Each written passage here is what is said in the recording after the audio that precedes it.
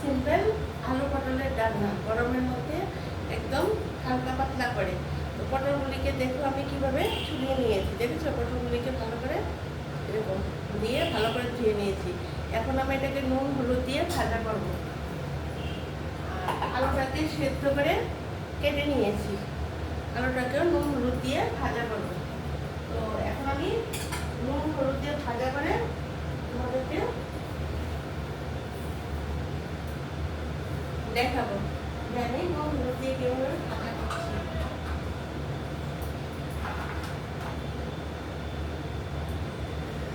নুন হলুদ দিয়ে ভাজার জন্য আমি পটলটাকে বসিয়ে দিলাম।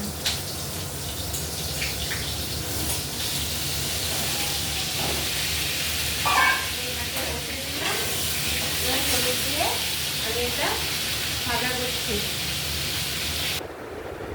আর বন্ধুরা, আমার এখন একটা আলু পটলটা ভাজা হয়ে গেছে, দেখেছো? আলু পটলটা কড়া করে ভেজে নিয়েছি। ভেজে নেওয়ার পর এবার ভালো করে জল দিয়ে ধুয়ে নিয়েছি তেলের মধ্যে। তুমি সাদা তেল খাও, লাল তেল খাও, তুমি পটলের রান্না করো সাদা তেলে বেশি টেস্টি হয়। হালকা হালকা আমি করছি সেরকম গরমের মধ্যে বেশি না। আর আমি পুরোটা দেবো কাশ্মীর দেবো, জিরা দেবো না, কাশ্মীর দেবো। কাশ্মীর গরম করে। আর এখানে আমি মশলা দিয়েছি কি আদা বাটা, 4-5টা কাঁচা লঙ্কা বাটা, 1 চামচ জিরে, 1 চামচ ধনে আর একটা ছোট একটা টমেটো পেস্ট করে দিয়েছি।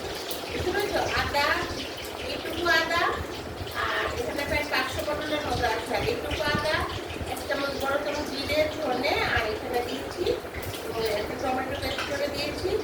আর এখন একটু গুঁড়ো লঙ্কার গুঁড়ো দেবো। আর যে যেরকম ঝাল খাওয়াবো, কাঁচা লঙ্কা দিয়ে শুরু করলে কাঁচা লঙ্কা দিয়ে করতে পারো। আর এখানে এখন আমার তেলটা গরম হয়ে গেছে, আমি পাঁচফোড়নটা দিয়েছিলাম। পাঁচফোড়নটা দিয়ে এখন আমি মশলাটা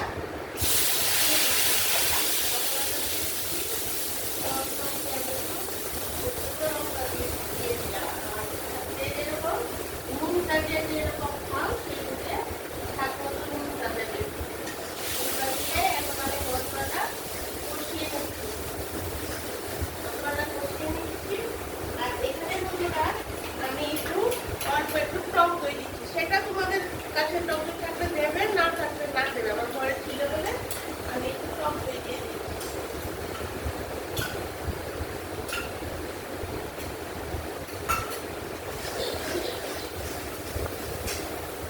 আর এই কষানোটার সঙ্গে এই আলু পটলটাও দিয়ে দিচ্ছি।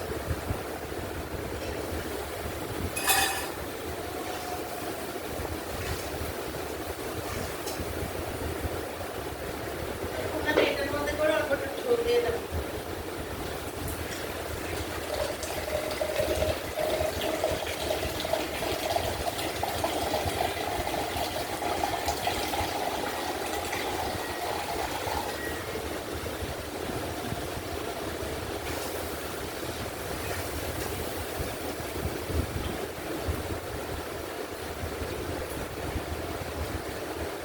কষানোটা হোক বন্ধুরা।